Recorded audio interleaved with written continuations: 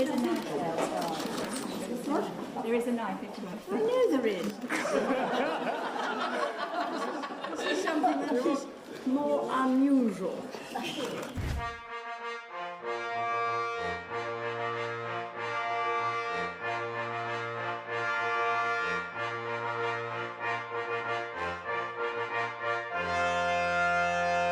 La reine Élisabeth II est l'une des femmes les plus puissantes des temps modernes. Monarque de 14 États indépendants, commandant suprême en chef des forces armées britanniques et chef de l'Église d'Angleterre. Cette vidéo est dédiée à la mémoire du joyau de la dynastie des Windsor, la grande et unique reine Élisabeth. Mick Shaw présente.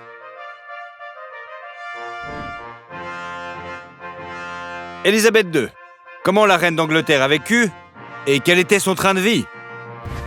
La princesse Élisabeth Alexandra Mary est née le 21 avril 1926 du duc et de la duchesse d'York, sous le règne de son grand-père, George V. L'enfant est le premier enfant de la famille et porte le nom de sa mère, Élisabeth Boss Lyon. Son surnom était Lilibet à la maison, car c'est ainsi qu'elle prononçait son nom.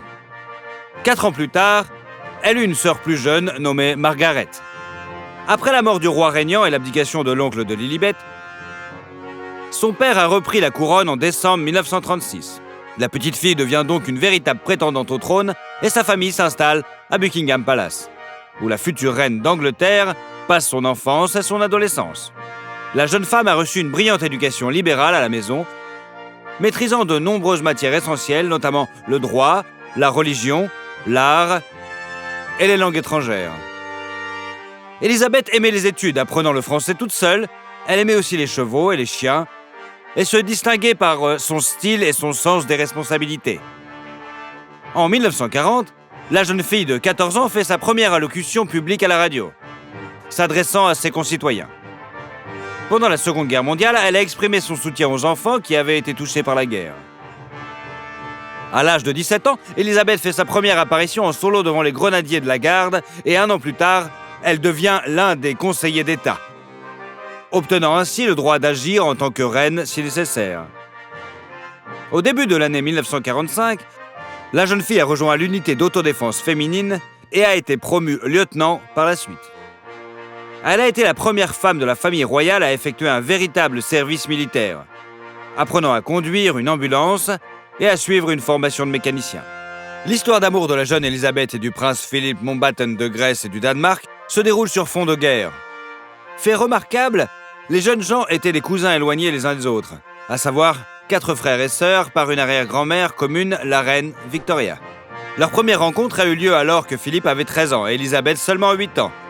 Mais 5 ans plus tard, la jeune fille a regardé son cousin avec des yeux très différents. Avec sa sœur, elle accompagne son père lors d'une visite au Royal Naval College de Dartmouth, où, par coïncidence, leur guide n'est autre que Philippe lui-même. Philippe, jeune homme charmant et plein d'esprit, notre future reine tombe amoureuse très vite. Elle a été particulièrement frappée par le bon appétit du jeune homme. Pendant le déjeuner, des crevettes et un banana split pour commencer la journée. Des années de correspondance, de fréquentation ont suivi. En plus de la guerre, l'incertitude de George VI quant à savoir si Philippe était un bon parti pour sa fille ou pas. Tout d'abord, sa lignée familiale a été gravement compromise par des scandales familiaux. Deuxièmement, il n'était pas assez riche. Troisièmement, il avait un comportement douteux. Il n'était pas politiquement correct. Faisait des blagues à l'emporte-pièce et était abrasif dans ses interactions avec les autres. Mais qui pourrait aller à l'encontre du grand amour?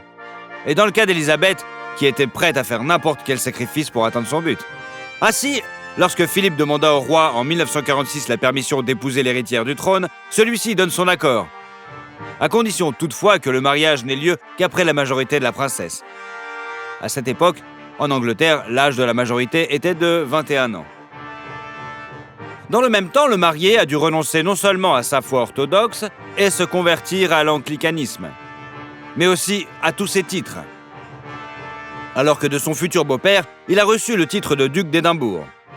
Les fiançailles ont été officiellement annoncées en juillet 1947.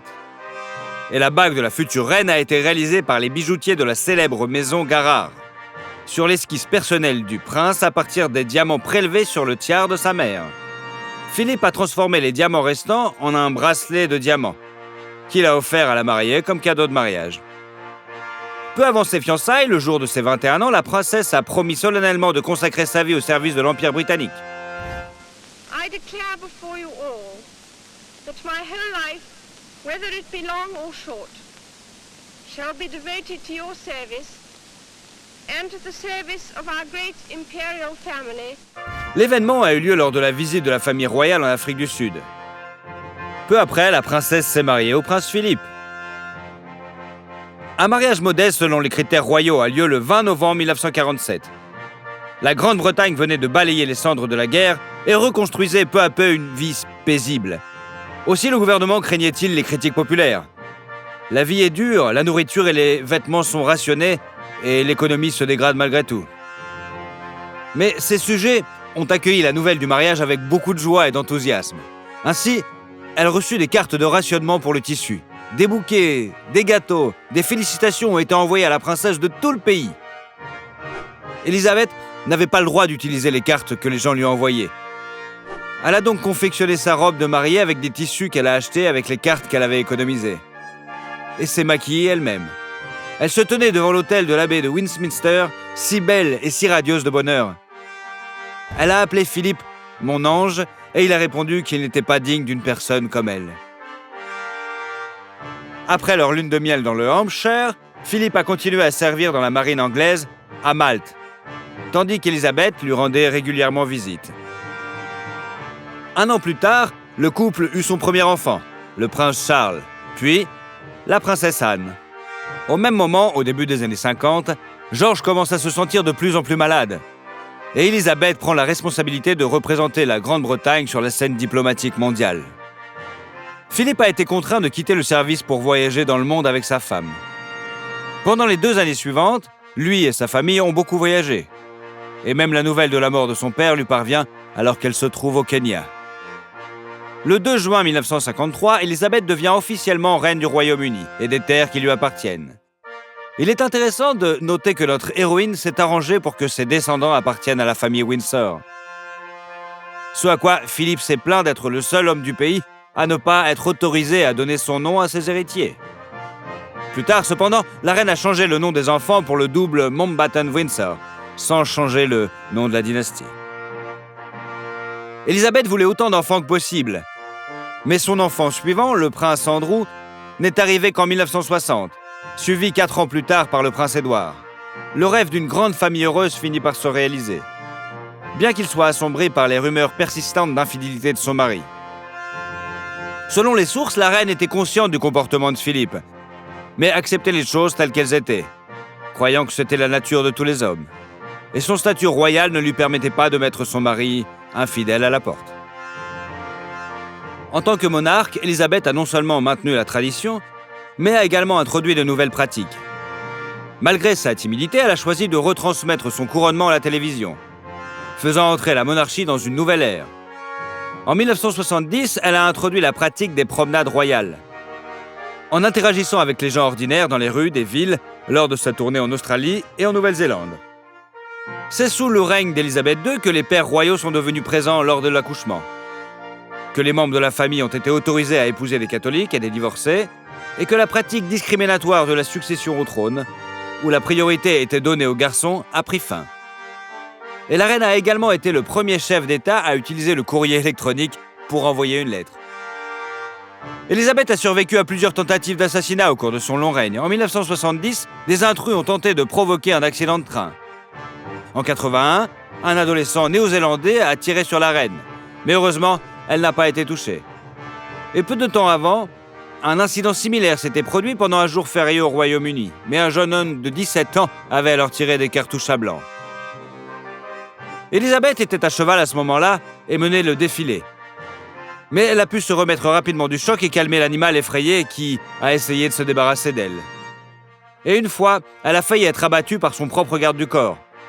Le fait est qu'une nuit, Élisabeth souffrait d'insomnie et a décidé de se promener dans le palais, où elle est tombée sur un garde vigilant, On ne sait pas lequel des deux a été le plus effrayé par la situation.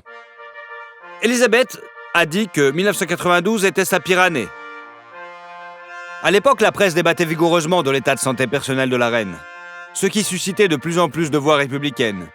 Et les médias multipliaient les gros titres sur les liaisons et leur mariage tendu au sein de sa famille. Lors de la visite de la reine en Allemagne, des manifestants lui ont lancé des œufs et un grand incendie s'est déclaré au château de Windsor. Rien que ça. Élisabeth a enduré tous ses ennuis avec sa dignité habituelle. Et le scandale financier a été résolu en réduisant les dépenses et en payant volontairement l'impôt sur le revenu. Mais la pire critique de son règne est venue en 1997, à la mort de la princesse Diana. À l'époque, Élisabeth II a été durement critiquée par l'opinion publique pour sa réticence et son absence de réaction publique à la mort de son ancienne belle-fille dans les 5 premiers jours suivant la tragédie. Mais la reine a également abordé ce problème lors d'une allocution télévisée la veille des funérailles de Lady Di. Cependant, il est toujours question de critiquer la monarchie britannique, car les experts estiment qu'environ 300 millions de dollars sont dépensés chaque année pour les dépenses liées à la famille royale. Les experts estiment la fortune personnelle d'Élisabeth à 600 millions de dollars. Il comprend des investissements, une collection d'art et de bijoux, ainsi que le palais de Sandringham dans le Norfolk et le château de Balmoral, dont notre héroïne a hérité. Dans les autres résidences, Buckingham Palace, château de Windsor, palais de Holyrood, dans la capitale écossaise, et château de Hillsborough, en Irlande du Nord, la reine actuelle n'est que propriétaire temporaire pour la durée de son règne. Ces richesses, et d'autres richesses de la couronne britannique qui s'élèvent à plusieurs milliards de dollars, ne peuvent être vendues par la monarque, qui n'a que le droit de contrôler ces richesses. En termes de biens hérités, la reine-mère a laissé environ 70 millions de livres sterling à Élisabeth, dont de nombreuses œuvres d'art importantes. Le défunt mari de la reine, le prince Philippe, a laissé une fortune d'environ 10 millions de livres sterling, dont une collection de peintures d'Edward Seago, ainsi que 3000 livres. En outre, la reine possède une collection de timbres d'une valeur de 100 millions de livres sterling. Il est intéressant de noter que Sa Majesté a beaucoup de succès dans les paris sur les courses de chevaux. Ses chevaux ont remporté au moins 500 courses et Élisabeth elle-même a gagné un total d'environ 9 millions de dollars en 30 ans de participation. Ses gains maximum étaient de 775 000 dollars. La reine britannique a également parrainé plus de 600 organisations et organismes de bienfaisance. Et on estime qu'elle a contribué à collecter plus de 1,4 milliard de livres pour eux. La monarque avait 2 flottes de voitures, ce qui n'est pas surprenant. Elle avait besoin de voitures pour les occasions officielles, ainsi que pour ses affaires personnelles. Alors il y avait 3 Rolls-Royce, 3 Daimler et 2 Bentley. Fait remarquable qu'elles n'ont pas de plaque d'immatriculation et sont simplement appelées dans l'ordre. Et par exemple, Bentley 1, Bentley 2. Pour ses déplacements privés, la reine possédait une Rolls-Royce Phantom 4, qu'elle avait commandée en 1950. La Rolls suivante a été offerte à Élisabeth par le gouvernement à l'occasion du 25e anniversaire de son règne. Un autre point faible de Sa Majesté était le Land Rover Defender, car cette voiture lui rappelait les années de guerre. Elle avait également 2 Range Rover. Dans l'une d'elles, elle a même eu le plaisir de conduire William et Kate. Dans l'autre, elle se tenait debout pour saluer ses sujets. Pour compléter le tableau, il faut ajouter une belle Jaguar et 2 luxueuses Bentley. Élisabeth n'a décidé de renoncer à conduire sur la voie publique qu'en mars 2019, après que son mari ait été impliqué dans un accident. Tout au long de sa carrière de conductrice, la reine n'a jamais été impliquée dans aucun accident et a été extrêmement respectueuse des lois. Que dire, la reine britannique est aussi un modèle au volant. Lorsqu'il s'agit de l'exercice de ses fonctions, Élisabeth a réussi à établir une relation si habile avec le cabinet des premiers ministres que son avis est très apprécié par les politiciens. Par exemple, Margaret Thatcher lui a demandé conseil à plusieurs reprises. La reine a toujours été connue pour son humanité et sa capacité à comprendre la douleur des autres. Ainsi, en 1986, lors d'un voyage en mer, Élisabeth apprend le début de la guerre civile au Yémen.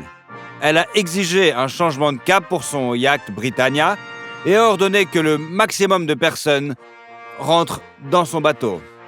Grâce à l'action de la reine, plus de 1000 personnes ont pu être sauvées. On dit qu'Élisabeth, qu'elle est une personne ouverte et extravertie, dotée d'un grand sens de l'humour. C'est peut-être pour cela qu'elle est si à l'aise avec les gens. À un moment ou à un autre, elle a rencontré de nombreuses personnes célèbres et influentes. Marilyn Monroe, Jackie Kennedy. L'art du trolling subtil n'est pas étranger à la monarchie. La reine peut aussi se moquer des touristes ordinaires. Alors qu'elle se promenait dans le parc de son château, la reine a entamé une conversation avec des Américains qui lui ont demandé si la chère grand-mère avait déjà rencontré la reine. Elisabeth a répondu avec une expression nonchalante « Non », mais lui, oui, avec un signe de tête à l'officier qui l'accompagnait. Bien que la reine préfère ne pas se faire remarquer lors de ses sorties, elle reste connue comme l'une des femmes les plus élégantes des temps modernes. Elle préférait s'habiller luxueusement mais discrètement. On la voyait souvent dans des tons bleus et d'azur, et parfois, elle optait pour un fuchsia ou un citron vif. Elisabeth chérit particulièrement les sacs à main et les mouchoirs. Il existe un conte très amusant sur les courtisans pratiquant un système de signes secrets. Si un sac à main est posé sur la table, l'audience est terminée. S'il tombe par terre, elle en a simplement assez du visiteur. La garde-robe de Sa Majesté est largement remplie des créations de Sam Loner. Elle apprécie particulièrement le modèle Traviata, dont le prix est de 450 livres. On trouve également toujours des bottes en caoutchouc Hunter, des vestes Barbour, des chaussures Dax et des écharpes de luxe Hermès. Il est juste de dire que Sa Majesté a aussi connu des échecs en matière de mode. Un jour, elle a assisté à une réception pour l'ambassadeur du Nigeria et son épouse en portant une robe fleurie et joyeuse. L'ironie de la situation est que les officiels nigérians portaient exactement la même couleur. Plusieurs variétés de roses, de fraises et un plat inventé spécialement pour un bouquet célébrant son couronnement en 1953 portent le nom d'Elisabeth. On sait peu de choses sur les habitudes alimentaires de la monarque elle-même, si ce n'est qu'elle suit un régime pauvre en glucides. Et elle préférait se détendre avec un martini sec ou un cocktail de gin du bonnet. Selon des proches de la cour, la reine a toujours connu ses limites et ne buvait jamais le matin ou l'après-midi. Mais dans ces dernières années, les médecins ont recommandé de réduire les petites doses d'alcool qu'elle s'autorisait. Un autre symbole de la cour royale était le corgi, dont Elisabeth ne s'est jamais séparée. L'amour de Sa Majesté pour ses adorables chiens a commencé dès l'enfance, lorsque la petite Lilibet a vu un corgi chez un ami de la famille.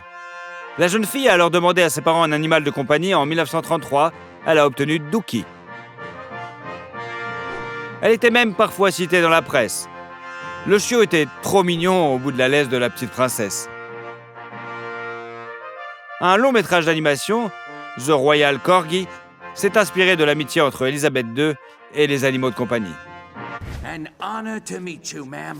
Royal selfie. Cheesesteak. D'ailleurs, la reine devient souvent un personnage dans divers films.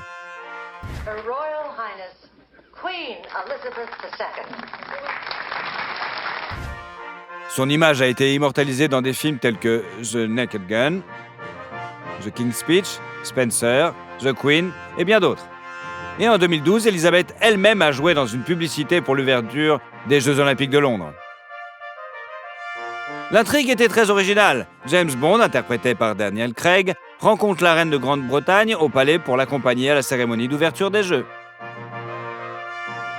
Naturellement, une simple arrivée au stade serait ennuyeuse. Alors les deux personnages embarquent dans un hélicoptère et Sa Majesté saute en parachute au bon endroit. L'année suivante, lors de la remise des prix de l'Académie britannique des arts du cinéma et de la télévision, Elisabeth a été nommée Bond Girl la plus mémorable. Pour cette performance, elle a reçu en même temps un prix honorifique pour son mécénat dans l'industrie cinématographique.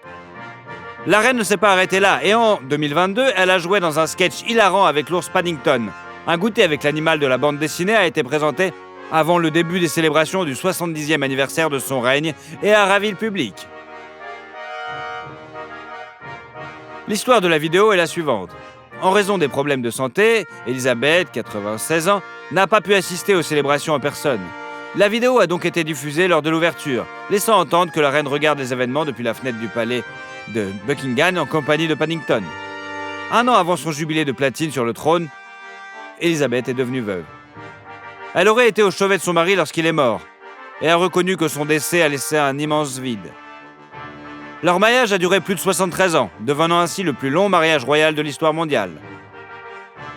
En raison des restrictions en vigueur en Angleterre à l'époque, la reine s'est assise seule au service commémoratif de Philippe. qui a suscité la sympathie du monde entier. Lors de la cérémonie d'adieu, elle a essayé de tenir bon et seules ses mains tremblantes trahissaient sa tension. L'incroyable dame ne s'est autorisée à pleurer que dans la voiture, loin des caméras. La reine a rendu hommage à son mari bien-aimé, même dans les petites choses. Par exemple, en attachant une épingle de deuil noir à son chapeau. La reine de Grande-Bretagne a organisé moins d'événements publics au cours de ces derniers mois et a cédé certaines de ses fonctions au prince Charles. Mais malgré son âge avancé et son statut de chef d'État le plus âgé du monde, elle ne veut pas abdiquer. D'ailleurs, Elisabeth ne se considérait pas du tout comme vieille. En 2021, elle n'a pas voulu accepter le titre de « vieille dame de l'année », décerné par le magazine comique britannique destiné aux personnes âgées. La réponse de l'assistant du secrétaire privé de la reine se lit comme suit. « Sa Majesté croit qu'une personne est aussi âgée qu'elle le pense. Par conséquent, la reine ne pense pas qu'elle réponde aux critères requis pour ce titre et espère que le magazine trouvera quelqu'un de plus digne. » Le 6 septembre, 2 jours avant sa mort, Elisabeth II a accepté la démission de Boris Johnson et a nommé Liz Truss au poste de Premier ministre du Royaume-Uni. Le 8 septembre 2022, Buckingham Palace annonce le décès de la reine. Les funérailles d'Elisabeth II ont eu lieu le 19 septembre 2022 à l'abbaye de Westminster. Pensez-vous que le prince Charles sera un digne successeur de sa mère ? Et surtout, si vous aimez la vidéo, mettez un like. Et comme ça, vous suivrez toutes nos autres vidéos. Allez, à bientôt!